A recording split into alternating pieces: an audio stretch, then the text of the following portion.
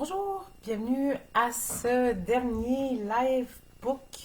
Alors, bienvenue à ce dernier Facebook Live de la série, en fait, pour ramener plus d'autonomie dans nos vies, dans cette période de confinement. Donc, pour terminer la série, j'aimerais vous parler de plantes qui sont super à voir proches de soi, qui sont faciles à cultiver et qui sont faciles à cultiver aussi dans un petit espace. Donc, dans un petit espace de jardin communautaire ou dans un jardin. Donc, on a vu, c'est le cinquième Facebook Live, cette cinquième vidéo de la série. Et les premiers, c'était vraiment les arbres. Qu'est-ce qu'on trouve facilement autour de nous? Donc, qu'est-ce qu'on peut faire avec les conifères? Et évidemment, certains bourgeons lorsqu'ils émergent. On a vu aussi les épices et les aliments qu'on retrouve dans le frigo ou à l'épicerie. En tout cas, facilement accessible. Qu'est-ce qu'on peut faire avec? Et le dernier était sur les fines herbes. Donc, c'est sûr que les fines herbes sont vraiment fantastiques pour avoir dans un jardin qui est sur une petite surface.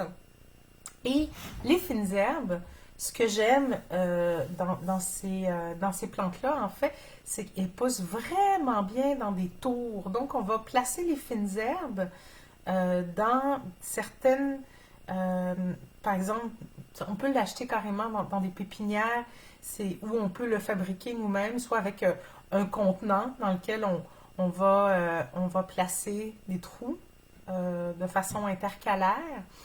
Puis, on va planter, par exemple, notre thym, notre sauge. On peut mettre j'aime bien aussi la sarriette. En fait, ce qui va pousser d'un plant. Et il va pouvoir prendre leur ampleur à l'extérieur du contenant. Puis, la terre est arrosée par le haut. Puis, donc voilà. En tout cas, je vais vous laisser fouiller sur YouTube pour voir comment faire une culture de fines herbes dans un grand contenant à la verticale. Donc, quand j'ai pensé à ces plantes-là, alors, quelles plantes choisir pour faire un petit jardin à portée de main sur une surface qui est très restreinte, qui peut même être sur un balcon. Donc, il faut idéalement avoir des plantes qui ont différentes façons de pousser, donc qui utilisent la surface aérienne de façon différente. Donc, comme on va maximiser à ce moment-là notre espace, parce qu'on ne veut pas que l'ensemble, la surface plate de notre balcon devienne un jardin, parce qu'on veut aussi avoir accès à cet espace de vie extérieur. Donc, on va maximiser les côtés et les murets, si on ne veut pas aussi bloquer toute une fenêtre, par exemple, qui amène la lumière dans la maison. Mais habituellement, les côtés de balcon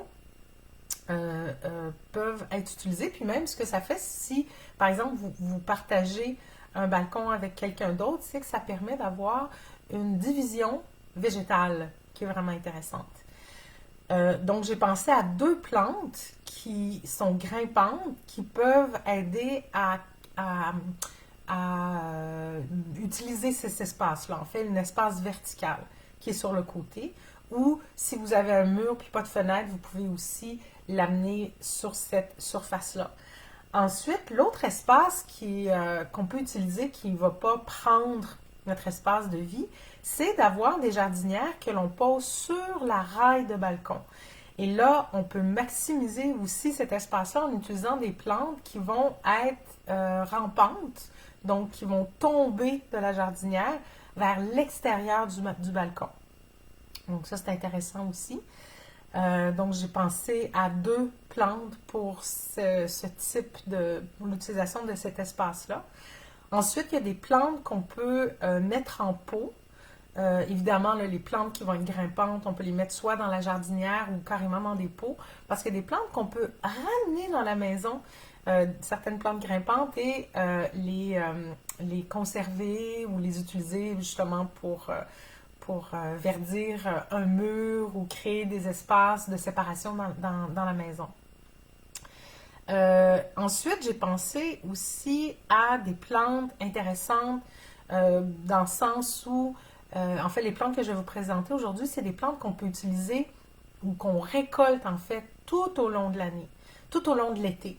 Donc, c'est pas très intéressant de prendre l'espace super précieux sur notre balcon pour faire une récolte à la fin de l'année, à l'automne. Et donc, je pensais à des plantes justement qu'on peut utiliser régulièrement et aussi certaines plantes, plus on les utilise, plus elles vont donner. Donc, des plantes à haut rendement.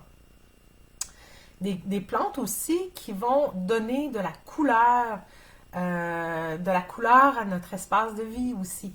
Donc, des plantes qui produisent des fleurs qu'on va pouvoir manger, prendre en tisane et même récolter et sécher pour sans avoir une certaine provision pour l'hiver. Donc voilà l'introduction en fait, les critères qui m'ont amené à sélectionner les plantes dont je vais vous parler. Donc, on va commencer par les plantes grimpantes. Donc, les plantes qu'on va pouvoir utiliser de chaque côté ou une de ces plantes-là. Donc, une que j'aime vraiment beaucoup, elle fait pas tant de fleurs. En tout cas, moi, je ne l'ai pas vue en floraison. Peut-être parce que ma saison québécoise du estival est trop courte. Donc, son petit nom chinois, c'est le Jai Gulan. Et Anne va vous écrire son nom latin aussi, qui est le Gynostema pandaphyllum. Et c'est une plante, c'est vraiment beau, c'est un beau vert. Elle est très abondante dans son feuillage. C'est sûr, plus l'été avance, plus elle va être abondante dans son feuillage, à moins que vous, tu sais, je dirais, attendez qu'elle produise assez de feuilles pour être capable de la récolter. Et le Jagulan, c'est une feuille palmée. D'ailleurs, je veux juste spécifier, si vous avez des questions, mettez-les dans les commentaires au lieu d'envoyer un message direct. Comme ça, Anne va être capable de répondre à vos questions. Puis si on n'est pas capable d'y répondre durant le Facebook Live, dans les jours qui suivent, on va pouvoir revenir puis répondre à vos questions. Si on est capable. Donc le Jagulan. Le Jagulan, c'est une plante justement qui est originaire du sud de la Chine. Il y en a aussi au Japon, en Corée. On dit que c'est la plante de l'immortalité parce que les gens qui l'utilisent traditionnellement dans la région où elle pousse sauvage avaient en fait une longévité qui était étonnante. Donc, ils ont associé le Jagulan à cette longévité-là. Puis, il y a eu plein d'études par la suite sur le Jagulan. Donc, le Jagulan, c'est un adaptogène. Donc, c'est une plante qui va aider le corps à se réguler, à s'adapter, à aussi diminuer l'impact oxydatif que le stress peut avoir sur tout l'ensemble de nos cellules. Donc, le Jagulan, ça protège parce que c'est plein d'antioxydants. Comme plusieurs adaptogènes aussi, c'est une plante qui va aider à réguler l'immunité, réguler même au niveau neuronal, tu sais, ça peut aider à éveiller tout comme calmer. Ça régularise la pression artérielle également. Donc c'est utilisé aussi, il y en a qui ça aide pour l'insomnie. Ça a été aussi utilisé pour les bronchites chroniques. Mais vraiment, c'est une plante qui goûte bon. Donc, elle a un petit goût amer, mais c'est pas ça qui goûte nécessairement bon, là. Mais elle a surtout un goût très, très sucré. Mais pas comme la stevia, c'est un sucré qui est bon. Parce que la stevia, c'est un sucré qui est vraiment, des fois, désagréable. Donc, le Jagulan, c'est ça, traditionnellement, c'est beaucoup utilisé en tisane, donc un thé de Jagulan. Et moi, j'en ai fait aussi de la teinture pour le rajouter à certains mélanges, mais je préfère le prendre en thé, en tisane. Et moi, l'effet que ça a, le Jagulan, dès que j'en prends, j'ai vraiment un petit bonheur, tu sais, vraiment une joie qui vient. Donc, ça affecte mon humeur dans la journée. Ça, c'est ça, il y a un calme, mais avec beaucoup de joie. Donc, j'adore cette plante-là. C'est une plante, moi, j'ai pas de balcon, j'ai une terre, donc je l'ai mis en jardin et elle est revenue. Un printemps, je l'ai vue repousser, mais il y a certains hivers où elle ne repoussait pas, donc je devais la replanter à chaque année. Je ne sais pas en Europe si cette plante-là au jardin, elle pourrait résister à vos hivers, probablement. Donc ça c'est intéressant. L'autre plante qu'on peut utiliser à la verticale, c'est la passiflore. Passiflora incarnata, qui est celle plus facile à trouver. Donc, ce qu'on récolte de cette plante-là, c'est la fleur qui est absolument, dramatiquement belle. C'est spectaculaire, en fait. Donc, on va récolter les fleurs au fur et à mesure qu'elles s'ouvrent. Ça ne sera pas une plante à haut rendement, c'est juste qu'elle est vraiment belle. Et on peut la rentrer dans l'hiver, puis la ressortir au printemps sur le balcon. Puis elle va être encore plus productive l'année suivante. Si justement vous êtes capable de la conserver à l'intérieur puis de la sortir, la deuxième année, elle va pouvoir faire même une grosse partie de votre balcon là, au niveau qui a quasiment un petit canopé végétal. Là. Ce qui est vraiment intéressant aussi avec les plantes grimpantes, c'est qu'on peut les faire grimper, mais aussi les suspendre en haut de nous pour qu'ils puissent descendre un peu. Ça, c'est quand ils sont très prolifiques. Donc voilà pour mes deux plantes grimpantes. Ensuite, pour les jardinières avec des plantes qui vont retomber le long du garde du balcon. Ah, je vois que ma vidéo est arrêtée.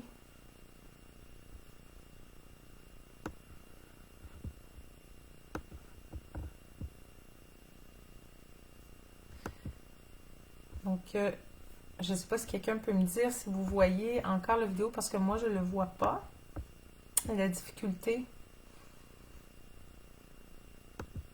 Est-ce que quelqu'un peut me répondre? Donc, je vais quand même continuer. Je ne sais pas si vous avez l'audio. OK, vous me voyez. Parfait. Excellent. Donc, je vais continuer. Le gotucola, c'est une plante qui est rampante en fait lorsqu'elle est au jardin. Donc, si on la fait pousser au jardin, il faut quand même avoir un bon espace, un lit complet là, pour mettre le gotucola, parce qu'il va se répandre. Mais sur une balconnière, on va le mettre dans un bac qui peut être placé sur le garde et elle va tomber. Le gotucola, c'est une plante, c'est fantastique. Moi, j'en mange là, toujours au jardin. C'est une plante qui est un excellent tonique pour le système nerveux, surtout. C'est même un régénérateur neuronal. C'est une plante qui vous rend plus intelligent, qui aide à la mémoire aussi. Et aussi, même s'il y a eu, par exemple, des coups, des traumas crâniens quelconques, une petite commotion cérébrale, c'est ma plante préférée pour ce type de problématique-là. Et aussi, l'autre chose où elle excelle, c'est pour le tissu conjonctif. Donc, pour réparer le tissu conjonctif dans le corps. Donc, c'est la plante qu'on va donner en interne et en externe après des chirurgies, par exemple. Et aussi pour tonifier les vaisseaux sanguins. Donc, les gens qui ont tendance à avoir des varices ou des varicelles, on va prendre le gotucola en interne. Donc, le gotucola, c'est une plante qui a besoin d'eau. Donc, sur un balcon, surtout plein soleil, c'est difficile il faudra arroser presque 2 fois par jour. Donc, c'est important d'avoir le bac dans lequel vous mettez votre gotucola, d'avoir un fond qui retient l'eau. Donc, de choisir quelque chose qui puisse aider à conserver de l'eau et de ne pas trop mettre de cailloux dans le fond de votre bac qui promouvoit le drainage. Pour certaines plantes, là, c'est nécessaire, mais le gotucola, on aime. Il faut toujours qu'il y ait un peu les pieds dans l'eau. Ça, c'est son idéal. Elle va être vraiment reconnaissante, très contente et va pousser en abondance. On peut aussi rentrer ou remettre dans un plus petit pot le gotucola, le ramener à la maison, l'arroser, puis en manger un peu tout le long de l'hiver. Donc le Gothicola, c'est une super belle plante, c'est des petites feuilles qui sont assez rondes, puis qui vont se multiplier, en fait, faire beaucoup de ramifications. Donc ça peut être un feuillage assez abondant. Donc pour l'instant, on a surtout du vert, hein. L'autre plante qui peut être aussi, en fait, elle est grimpante, si on peut l'accrocher sur un treillis, mais elle peut aussi retomber, c'est certains types de capucines. Et les capucines sont vraiment bonnes pour aider à réchauffer le corps. On n'en a pas vraiment besoin l'été comme tel, mais aider à diminuer la production de mucus, mais mettre aussi un peu de piquant dans nos salades, puis aussi la couleur, parce qu'il y a des capucines avec des teintes de, de rouge, puis de jaune, orangé, avec tout en fait, les différentes teintes entre le jaune et le rouge. C'est vraiment beau. Donc ça, c'est pour les deux plantes tombantes.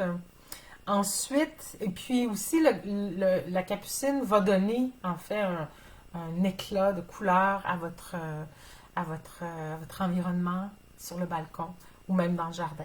Dans le jardin, ce qui est intéressant avec la capucine, c'est qu'elle va protéger aussi vos plants des pucerons. Donc, c'est une bonne plante de compagnonnage. Habituellement, on va placer les capucines au bout des rangs pour être capable d'attirer les pucerons.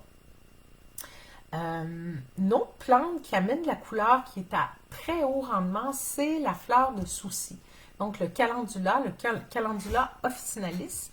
Et le calendula, au début, on le plante, on achète un petit plant, c'est tout petit, donc on a tendance à les planter de façon trop serrée, mais je dirais de mettre au moins un espace de 10 cm entre chaque plant, parce que plus elle va pousser, plus elle peut venir quand même un bon plant et produire plusieurs capitules donc de fleurs. Et ce qui est intéressant de la calendule, c'est que plus on la récolte, plus elle va vous en donner. Donc, et elle va produire des fleurs tant et aussi longtemps que vous ne la laissez pas rentrer en graines. Terminer sa formation de semence. Donc, la calendule, on la récolte. Ici, on a oublié de la récolter, puis on voit qu'il y a une formation de graines qui commence. On a juste à enlever le capitule, puis le composter ou le laisser dans le bac, et la plante va continuer de faire des fleurs jusqu'à l'automne, hein, vraiment jusqu'au grand froid.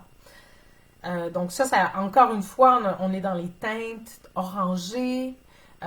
Plus la calendule est foncée aussi, plus elle a certains constituants. Donc, essayez de prendre une couleur qui est assez vive. L'autre plante qui donne la couleur, qui donne un haut rendement tout au long de l'été, alors plus on la récolte, plus elle va vous en donner, c'est la pensée sauvage. Donc, c'est une petite viola. C'est la viola tricolore. Et vraiment intéressante, la viola, en fait, pour sa beauté ultime. Et ce qui est intéressant aussi, c'est quand on place la violette dans la viola tricolore, la pensée sauvage, dans une infusion. Au début, l'infusion va avoir une teinte violacée, puis ensuite, elle tourne au vert. Mais c'est un vert vif, c'est super beau. Puis ce que j'aime aussi de la pensée sauvage, c'est de la mettre, bien évidemment, dans les salades ou même pour décorer un gâteau. On peut aussi utiliser ces plantes-là comme la calendule et la fleur de pensée sauvage qu'on mélange par exemple avec de l'estragon, un peu de sarriette ou du thym, et on fait un beurre de plantes, mais dans lequel on rajoute aussi des pétales, donc qui mettent vraiment une belle couleur à tout ça. La pensée sauvage aussi, ce qui est intéressant, c'est qu'on peut la placer dans des bacs à glaçons. Donc, on la place dessus l'eau et elle va geler comme ça dans le petit bac à glaçons, et on peut l'utiliser après pour agrémenter nos limonades, etc. Et aussi peut-être même notre infusion froide de mélisse, qui est ma prochaine plante que je vous suggère pour mettre sur vos bacs. En fait, peut-être dans un pot La plante de mélisse va avoir peut-être un diamètre de 50 centimètres à peu près. Ouais. Un petit peu plus que 30. Là. Ça peut venir assez gros. Puis ce qui est intéressant de la mélisse, c'est que c'est une plante qui va bien tolérer le mi-ombre ou même presque. Ouais, elle va pousser quand même bien à l'ombre. Donc, s'il y a une partie de votre balcon qui est plus souvent à l'ombre, ça peut être une plante très intéressante à mettre. Puis, elle est très résiliente aussi, la mélisse. La mélisse, elle a un goût vraiment particulier de citron, citronné, mais plus comme le citron confit. Pas tant un goût de citronnelle que moi j'aime moins. Donc, la mélisse, ce qui est intéressant de la mélisse aussi, c'est que c'est une plante qui est très rafraîchissante. Donc, quand on fait des infusions de mélisse, elle a un petit goût de limonade et en plus, ça va carrément rafraîchir votre système. La mélisse aussi, c'est une plante de, tu sais, avec le jagulan qui rend heureux. La mélisse, ça rend heureux aussi. Moi, ça me rend un petit peu euphorique. Là. À chaque fois que je prends la mélisse, j'ai le goût de rire. Puis, c'est une plante qui aide beaucoup le système nerveux, qui calme. C'est une antivirale vraiment intéressante contre le virus de l'herpès aussi, vraiment intéressant. Et elle est intéressante pour la fièvre chez les enfants et aussi pour la varicelle. Donc, pour ce type de virus-là, donc zona, varicelle, herpès, la mélisse, vraiment intéressante. En plus d'être refroidissante. Donc, c'est bon, je vois qu'Anne répond à toutes vos questions.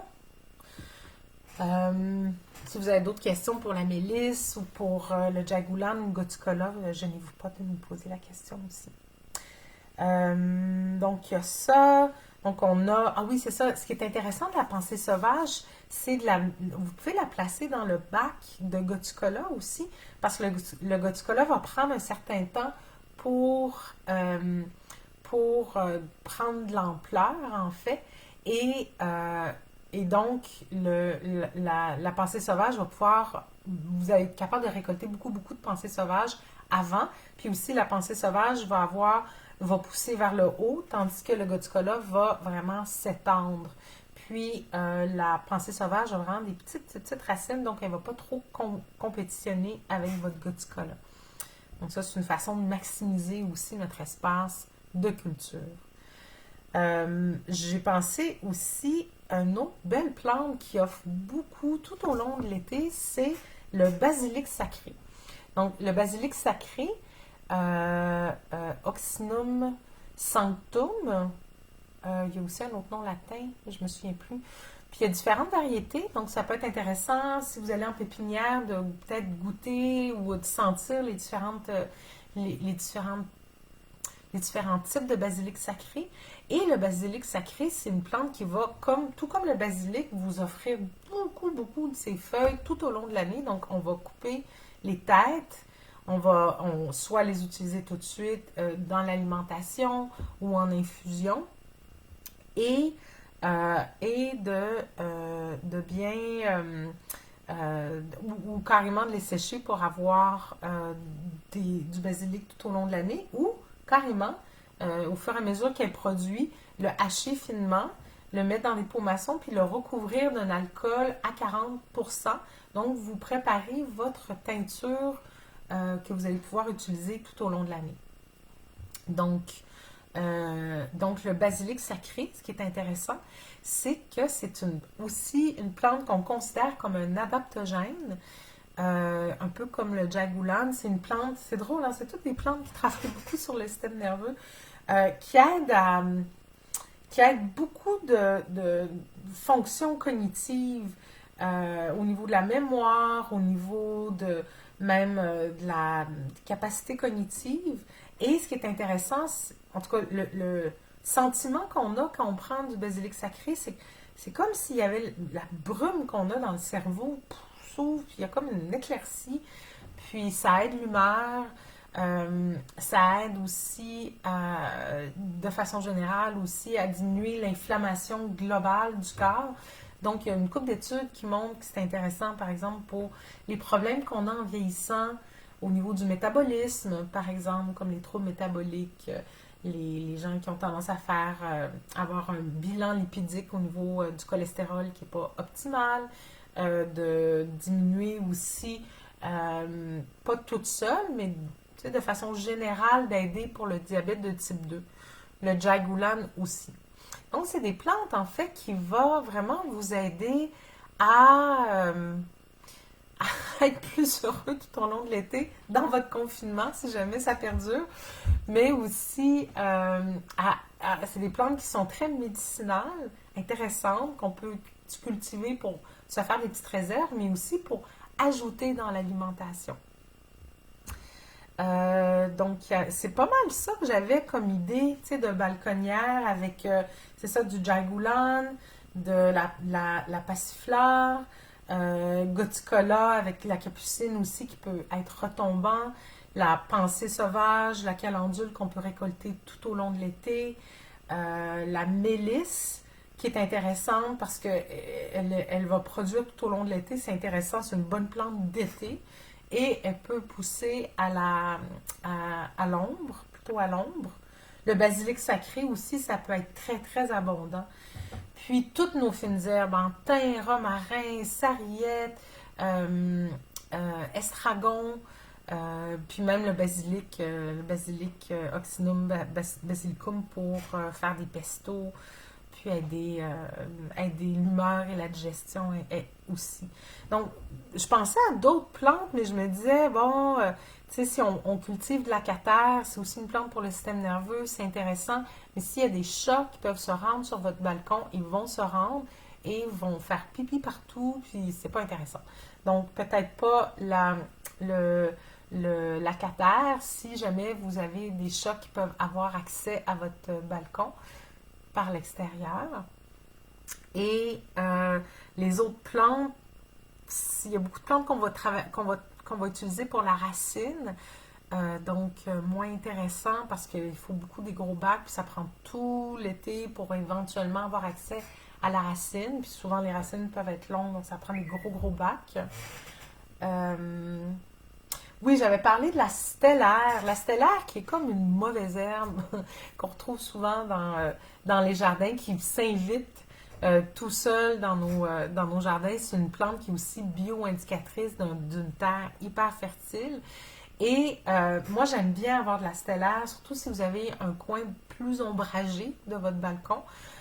Dans les pots à la base des plantes grimpantes, parce qu'on va vraiment soutenir, tu sais, la croissance vers le haut. Donc, tapisser le pot de plantes de stellaire, si jamais vous pouvez en trouver. C'est rare qu'on puisse trouver des semences de stellaire. Habituellement, c'est une mauvaise herbe qu'on a dans notre jardin.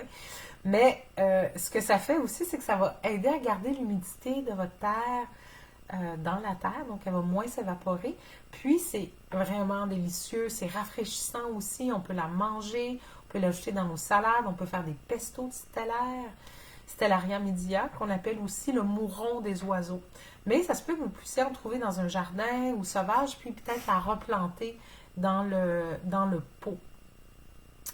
On me demande s'il y a des conseils. En fait, la plupart de ces plantes-là, on les voit dans la formation professionnelle à différents niveaux, mais la plupart de ces plantes-là vont être vues dans le cours Materia Medica, qui est un cours on voit une centaine de plantes, vous avez des notes de cours, on voit aussi plein d'autres aspects de l'herboristerie. Donc, je vous invite à aller visiter la page ou nous appeler ou nous écrire pour avoir de l'information sur ce cours-là qui est vraiment, c'est comme, je dirais du bonbon, mais les bonbons, c'est pas super santé. On dit que c'est bon comme du pain chaud et sans gluten, si vous êtes sans gluten. Donc, Yannick me demande quelles sont les grimpantes. Donc, on répète le Jagulan et la passiflore. Donc, voilà, on a fait notre petite demi-heure. Donc, ça serait le dernier de cette série que j'ai décidé de faire quand j'ai vu que justement les boutiques d'aliments naturels avaient certaines pénuries de plantes. Puis je me suis dit, mais il y en a tellement autour de nous. Il y a des plantes, je vais faire peut-être des petites vidéos intéressantes tout au long de l'été pour vous montrer en fait les plantes qui poussent plus sauvages qu'on a autour de nous qui sont assez abondantes, faciles à identifier et intéressantes à avoir sous la main. Donc, par exemple, la chimilfeuille ou d'autres petits trésors comme ça qui nous, qui nous entourent. Donc, ben, prenez soin de vous, dégustez tout ce bon du vivant, du fantastique, des plantes médicinales, mais surtout incorporez-les dans votre vie, pas simplement parce que vous en avez besoin, parce que vous vous sentez malade, mais parce qu'elles sont là pour juste augmenter notre bonheur dans notre assiette, puis dans notre cœur, puis dans notre tête, puis dans notre corps. Donc, merci. Au revoir tout le monde.